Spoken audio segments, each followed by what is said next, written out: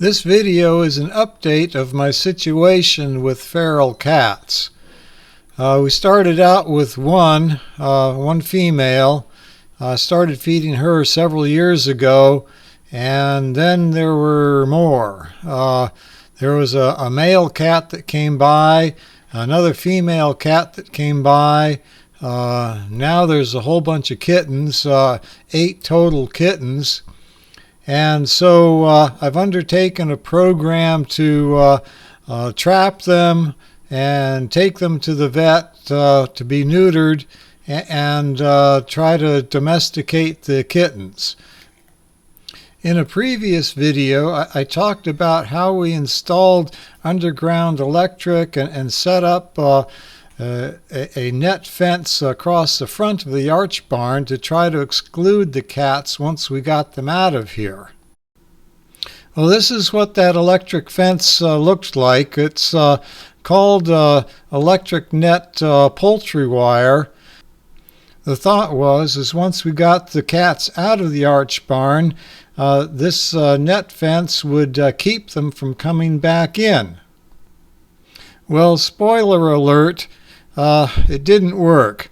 I had all 3 of the adult cats neutered and out of here, and after I released them, they made a beeline back down here. They must have jumped right over the electric fence. I had that ramp out of there. I actually had a video of one of the cats jumping up to the top of that and coming down it inside. Details about that fencing project are covered in another video that's cited at the back of this video with a link. Back with the kittens. I set up this crate with a string attached to the door so I could pull on the string and close the gate with the kittens inside and try to trap them and move them out of here to a domestication chamber. The trick is having the kittens get in there with the mama cats not being in there. So I set up some wire with a hole in it that the kittens could go through to keep the mama cats out, and then set up a place to feed the mama cats that the kittens couldn't get to. So I was hoping to get them separated where I could actually close the door and trap the kittens inside the crate. Meanwhile, I'm also working on trying to trap the adult cats.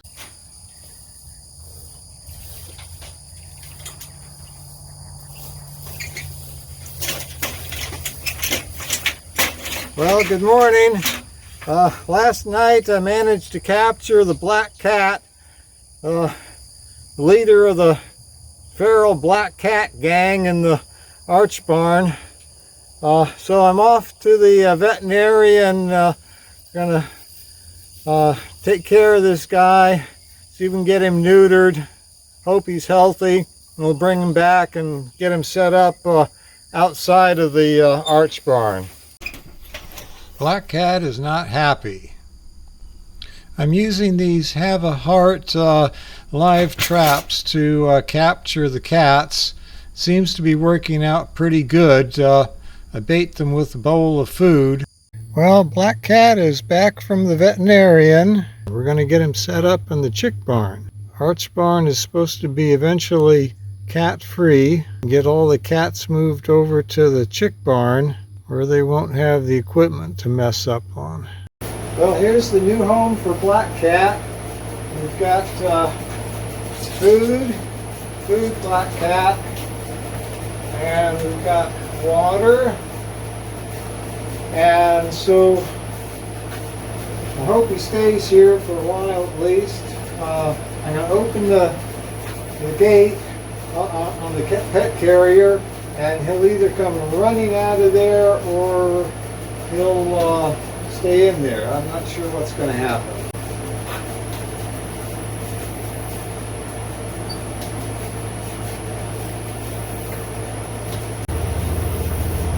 After 4 minutes, black cat emerges. He heads for the arch barn, crashes through the electric fence, and I find him inside the arch barn just a few minutes later. This is how I have the traps set up. Right now I have the trap doors held up by wires that go through the top part of the screen mesh. The left side is blocked off by the wood, forcing the cats to come through on the right side, go over the tripping mechanism to get to the food. I managed to catch Midnight. She's in the crate that I'm opening up now, back from the veterinarian after her operation. After about a minute, Midnight starts coming out, looks around.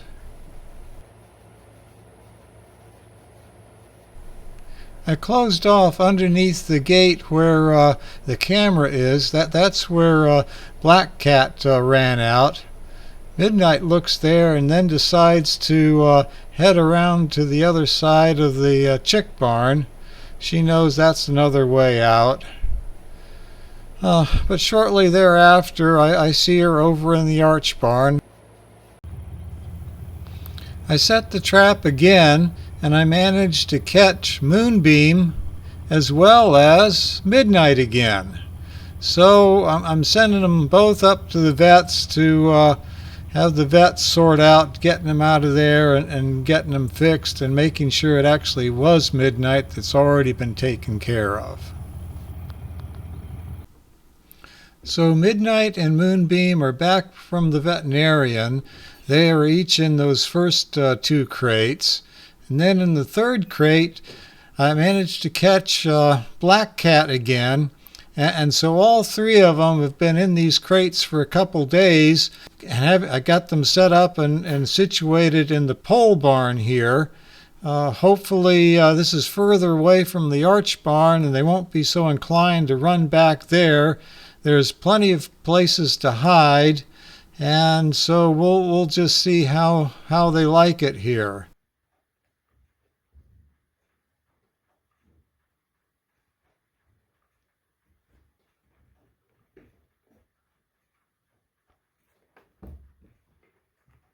There goes Black Cat.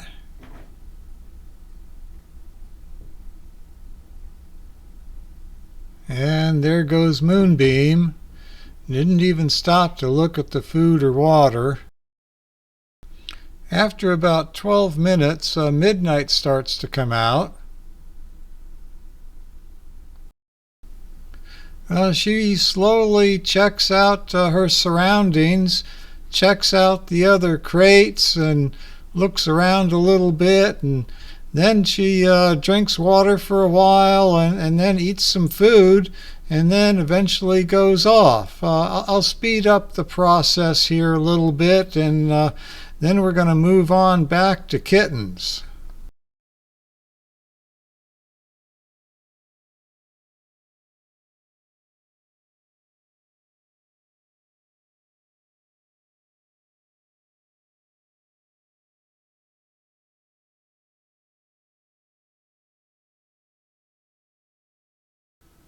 And unlike Moonbeam or Black Cat, Midnight heads out towards the back of the pole barn.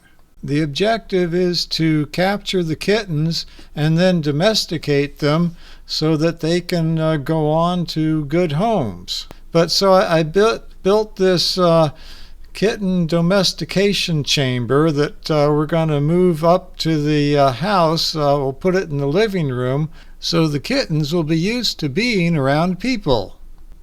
I built it out of cherry that I had cut with my sawmill.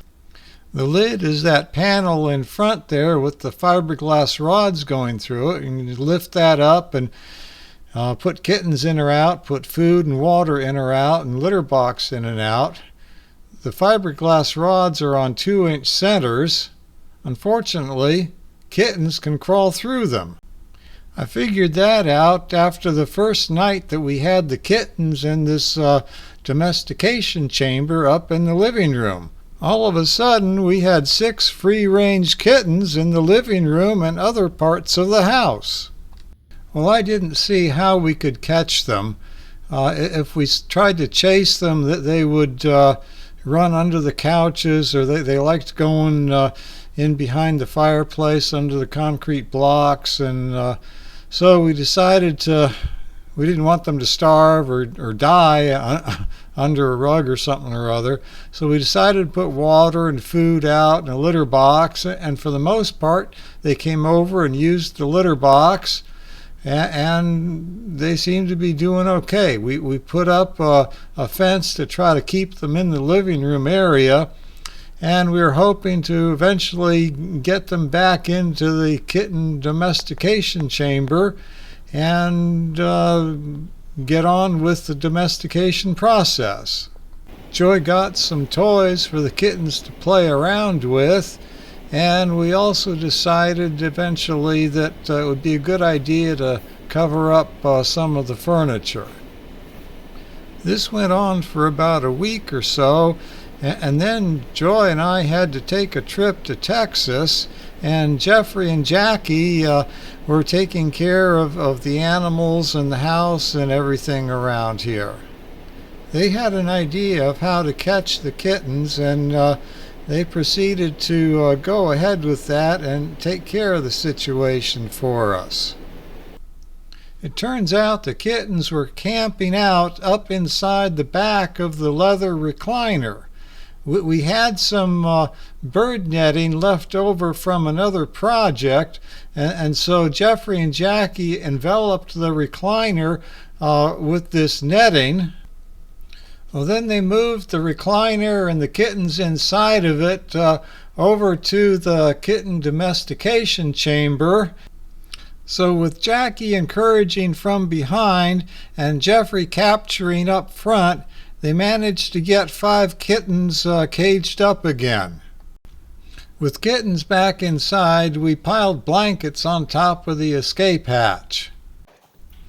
We had 1 kitten still on free range in the house, and there were 2 kittens down in the arch barn that still needed to be captured. Using the live animal traps, within a couple days, we managed to capture those remaining 3 kittens, and so now we've got all 8 kittens in the kitten domestication chamber. Today I finally got this wire screen on the inside of this lid.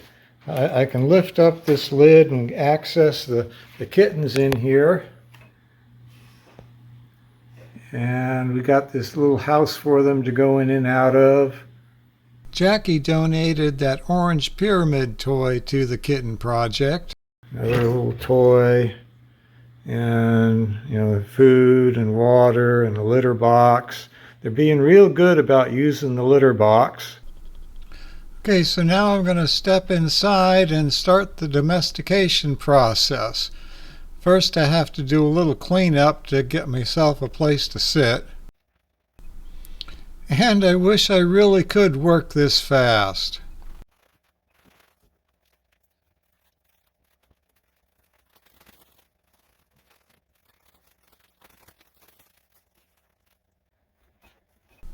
And in full disclosure, I don't normally operate this fast. This is 4 times the video speed. Now back to normal speed. I think it's a good sign that the kittens aren't climbing the walls trying to get away from me. It probably helps that the kittens have been inside and we've been working around from the outside for a week or so now. After a couple minutes, I start reaching out a little bit more and see if I can get some contact with the kittens that are in this pile in the corner here. I think there's a couple kittens inside the box, and then there's the 2 down on the floor where the other one just jumps. So there's 3 on the floor, and there's 3 up on top, so that means there's 2 in the box somewhere. I've been petting this one in the corner for about 3 minutes now.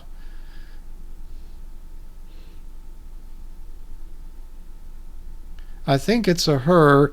I think this is the one with the white star on its chest. We've decided to call this one Nova, but it seems to be the friendliest one of the batch so far.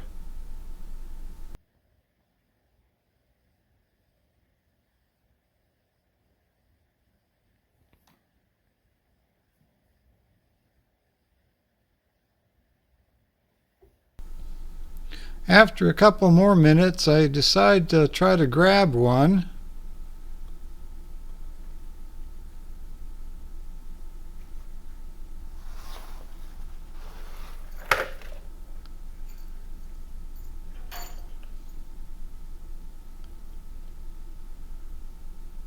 That seems to work out okay. I wonder if I lost track of them. Maybe that might be Nova. Yep, it has that little white spot on its chest. That's Nova.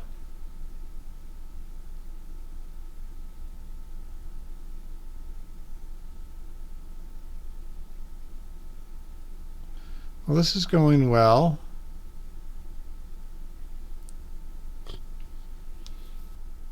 After about another minute, Nova decides that she's had enough and jumps out. After 3 minutes, Nova's still around wanting to play. I've been moving my finger around for her. She's been interested in that. Now she climbs up on top here. Still a little leery.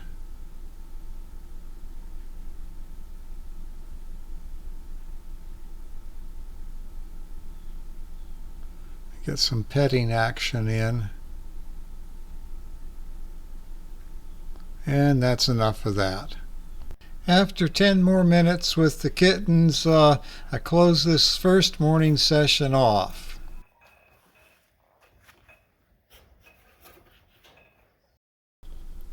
That evening I go in with the kittens again for almost an hour. I will show you some highlights of our interactions. I thought it was a fairly good session. This is a different one that I am grabbing here.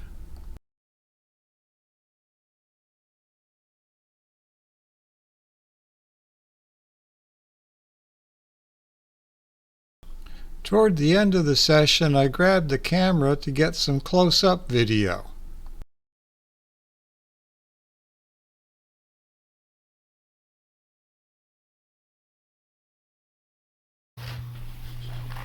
There's a pile of kittens over in the corner, and so I scrunch over a little bit so I can reach over there and pet them.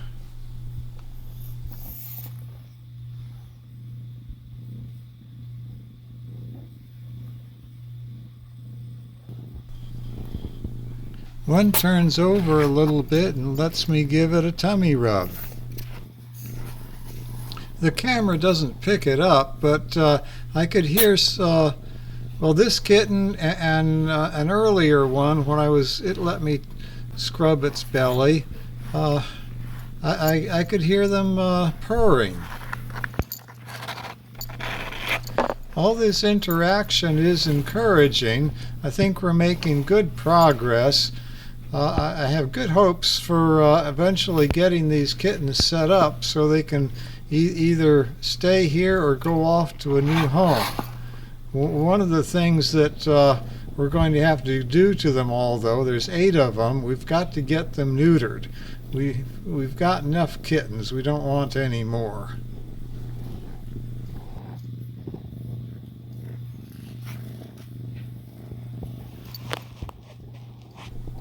As for the 3 adult cats that are all neutered, by the way, now, so I don't have to worry about more kittens from them. They were released, if you recall, up at the pole barn, and they quickly went back down to the arch barn. I guess they leapt over that electric fence that I had there. They were all found inside the arch barn.